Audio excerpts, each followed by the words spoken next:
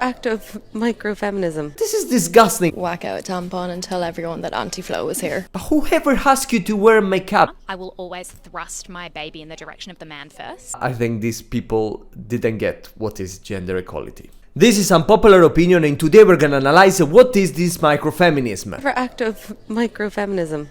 I like telling men to smile more. They say it to me, so why not say it back?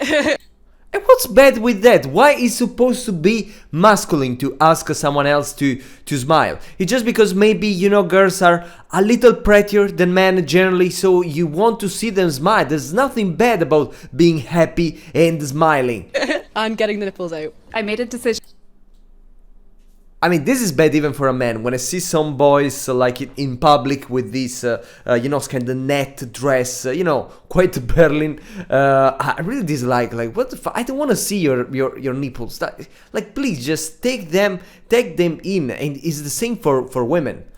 A couple of years ago to grow out my underarm hair, and I still get self-conscious about. But this is disgusting. This is not about feminism. This is not about men. Even when you see, you know, a boy with very big hair down there, it's terrible to see. It's like, please just cover it, like, you know, put a t-shirt. It's horrible. So what about being a girl and a boy related to this stuff that are disgusting for everyone? There are boys that don't care just because they neglect their you know, their physical state. They don't care about having too much hair, and sometimes it's not even their fault. Okay, there are men with the hair growing on their shoulders, but they are sad for that. So why you want to replicate this? That it's awful. I mean, in a girl it's worse, but even in a man, okay, it's nothing to do with gender.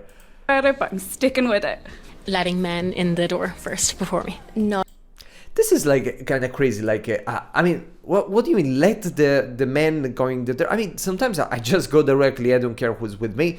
But other times I just want to be kind. I want to be gentle. So I let the other person, whoever that is, a boy, that is a girl, to go in first. But it's because I'm a kind person, not because you're a woman and I'm a man. It has nothing to do with that. You're arrogant to think this, right? Not apologising for having my period, and I will whack out a tampon and tell everyone that Anti-Flow is here. I think.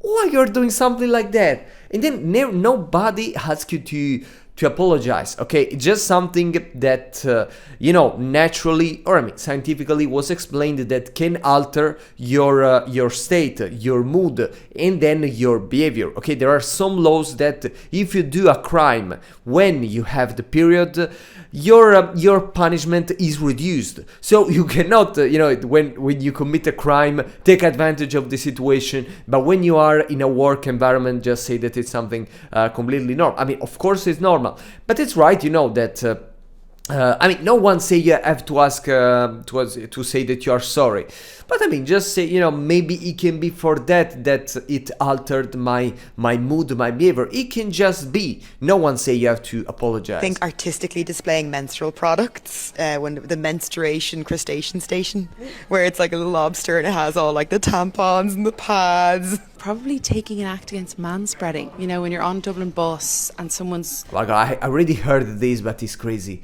Like, what do you mean? Like, who cares? Like, I just, you know, this is true that, you know, men tend to spread their legs when they are like in a public transport, and girls the contrary. But I mean, it's something physiologically. First, there are like, even in the you know, the not verbal communication, there are many meanings of that. But I mean, it's not. What's the problem? It's like you're criticizing when a man is imposing over you, or when a man is just acting in the way that he found more natural. I mean, who cares who's spreading the legs the most? Crossing the line, I do like to step up and stop the manspreading. I'd probably say not wearing makeup every day, not in work, not in. But whoever asked you to wear makeup? I mean, we know we boys always complain a lot about girls, you know, filling their face with makeup. We don't want to see them. We don't like. Okay, we prefer a girl without makeup that is, you know, pretty, compared to a girl that is very beautiful with a lot of makeup. So why you're giving the fault to men for this behavior that you choose to do? No one ever chose this for you to do it. daily life, just when I'm going out on a night out or like absolutely have to, you know. I have started to practice saying sorry less because I would say sorry for absolutely everything. And what this has to do with being a woman? Many men and many women say, I'm sorry for, I don't know, they're a little insecure maybe, so they always say, I'm sorry. This is not feminist. This is just, oh my God. The man. Do you need help with that? What's your favourite? Okay, let's do the My next. act of microfeminism is that when I've just had a baby and when people come to my house, like a man and a woman or like relatives or whatever, I will always thrust my baby in the direction of the man first. So I'll be like, can you hold my baby while I, have a shower or something? What? Why you say something like that? What's the problem with that? I mean, I would like to be the first, like with the dog, they come to the house, they want to give it the dog. Yeah, please give it to me. But I don't feel, what do you mean? I go to have a shower, like, I mean, what? What this has to do with the woman and men? I mean, there's nothing. Because women are always holding babies. We always expect it. So But because you want to. I mean, no one ever asks you to. No one ever say that you should hold a baby. I mean, it's your decision.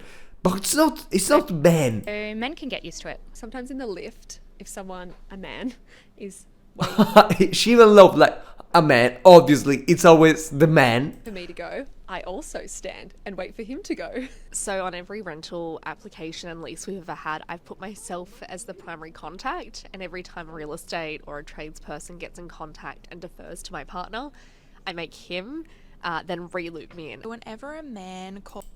I mean, that depends in the work, in the work here, in your company hierarchy, who's first, who's more important, who's responsible for that task, and so on. It's just not about. I mean, if you lead and you're a woman or you're a man, I mean, what's changed? calls me like sweetie or darling or gorgeous, I will call them that back. What I mean, it happened to me all the time. Things like that. Okay, like, the many girls called you like a sweetie, I don't know, things, honey, things like that, and you do it back, and many boys do the same with the other boys. So why you always feel that it's something to you? I mean, you're arrogant to think that. I don't care if you're a woman or a man. I just call you cutie. I mean, what's the problem with that? Why it's always to do with So anytime anyone's talking about someone in the position of power, I'll just assume that it's a woman, and I'll be like, oh, what did your boss say? What's she doing? And all. I mean, if statistically most of bosses, most of chiefs are women, are men.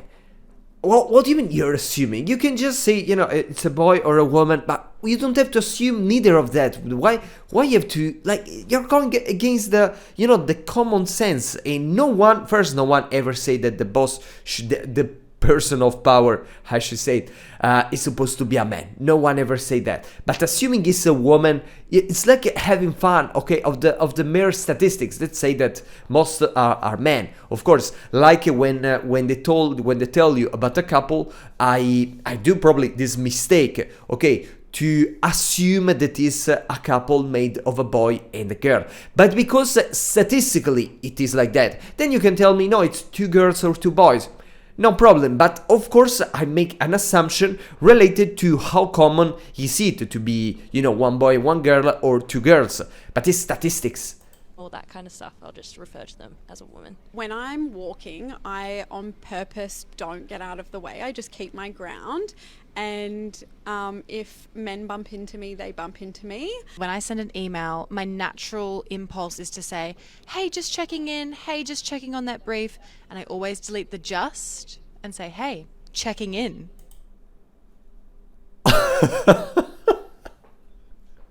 I mean, I really think and believe in the gender equality, but I think these people didn't get what is gender equality. Give me the brief. My act of microfeminism is that Okay, what I think after all of that is that yes, probably this person don't understand what is truly important and what not. When I did my first work in my first job, when I took my first job in a company, we were many boys and just one girl applying for this position. They took two people. The first one was me and the second was the girl. and they reportedly say that their decision was made by the will to take one boy and one girl. So I was competing with other 9 boys for that position, and the girl was competing just with herself because they wanted one boy and one girl. I don't think this is feminism. I think this is just insanity.